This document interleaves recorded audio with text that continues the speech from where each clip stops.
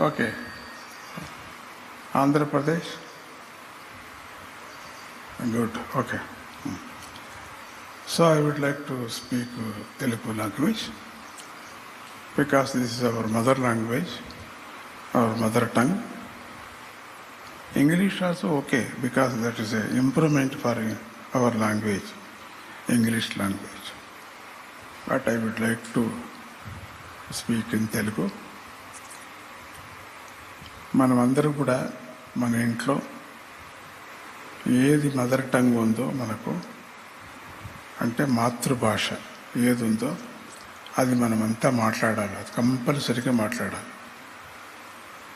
మన India mother భాష ఏది చెప్పండి? ఏంటి?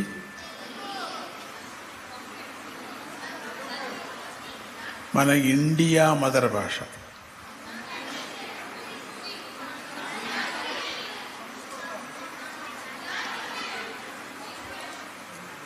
Sanskrit other than Indian Bhasha.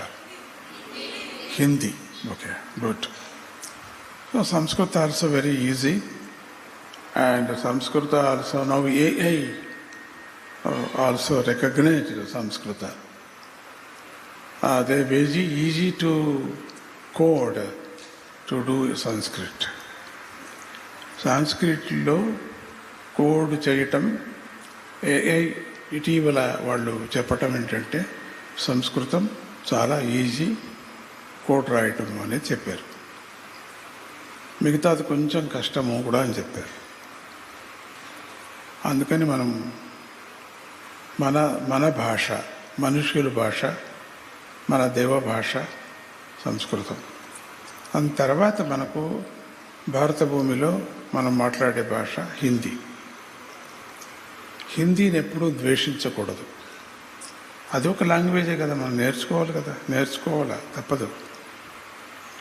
Hindi ఒక్కటి నేర్చుకుంటే ఇండియాలో ఎక్కడైనా మనం చుట్టచ్చు, ఎక్కడైనా చుట్టుకోవచ్చు, ఎక్కడైనా మాట్లాడుకోవచ్చు.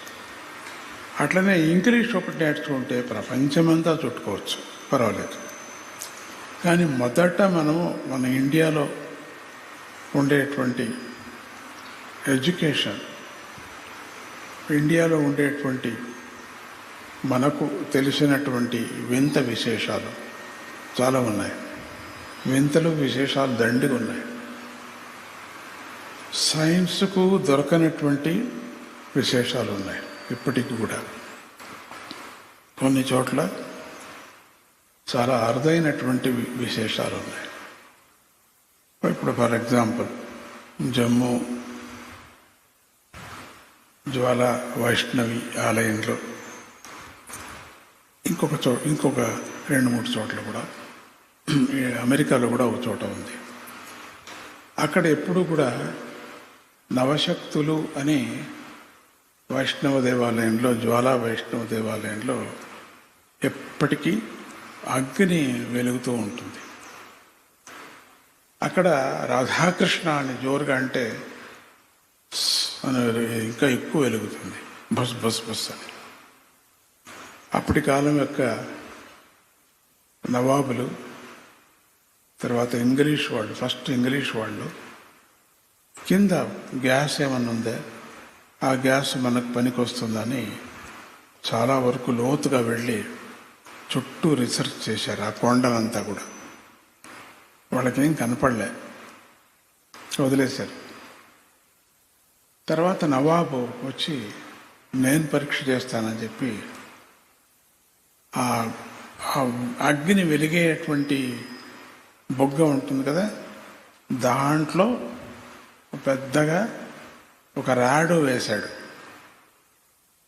నేను చూస్తాను ఎట్లా వెలుగుతుందని. 2 అగ్ని బొగ్గులకు 2 రాడు వేశాడు. రాడు అంటే ఒక ఐరన్ రాడ్ అటు వేశాడు. కరెక్ట్ టైంకి ఇంట్లో వాళ్ళ కూతురికి, కొడుకుకి 2 కళ్ళు పోయాయి.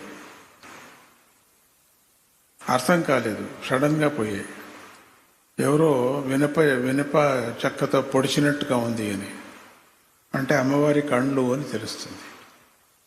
అప్పుడు తప్పు అయిపోయింది ఒప్పుకొని ఆ నవాబు ఆ ఆలయానికి కొన్ని ప్రజెంటేషన్స్ తన కిరీటాన్ని అర్పణ చేశాడు. చేసి కొన్ని దానికి కావలసినటువంటి భూమి అదంతా కూడా ఇచ్చాడు అని చెప్తారు పురాణంలో, ఆ కథలో చెప్తారు. ఇటీవల జరిగింది కదా, ఇదేమి చాలా ఏండ్ల కిందటగా జరగలేదు, ఇటీవల జరిగింది అది. ఇటీవల ఒక 5-6 వేల సంవత్సరాల కిందట, ఒక మహాభారతం అయిన తర్వాత. అట్లా వింతలు ఇవన్నీ కూడా సైన్స్కి పట్టని వింతలు. అట్రాక్షన్, ఇప్పుడు బర్ముడా ట్రయాంగల్ అన్నాం కదా, ఆ వింతని ఇప్పుడు ఛేదించారు. కానీ అక్కడ లోపల కూడా ఒక వింతనే, అక్కడ కూడా ఒక పెద్ద బండ, ఆ బండకు అట్రాక్షన్ పవర్ ఉంది అని చెప్పి సాధించారు. సో కొన్ని మనకు సైన్స్కు తెలియనటువంటి వింత విశేషాలు ఉన్నాయి. అది మనం చూడాలి, దాన్ని అప్పుడప్పుడు దాన్ని ఆ ఎఫెక్ట్ని ఆ ఫిలిమ్స్ని కొన్ని చూస్తూ ఉండాలి మనం. కొన్ని మ్యాగజైన్స్ కూడా వస్తున్నాయి. జనరల్ నాలెడ్జ్ అంటే అదే, మనకు పనికిరానటువంటి మ్యాగజైన్స్ చదవకూడదు మనం, ప్రయోజనం లేదు, అది పనికిరాదు, అది టైం వేస్ట్ అయిపోతుంది మనకు, అది దేనికి పనికిరాదు.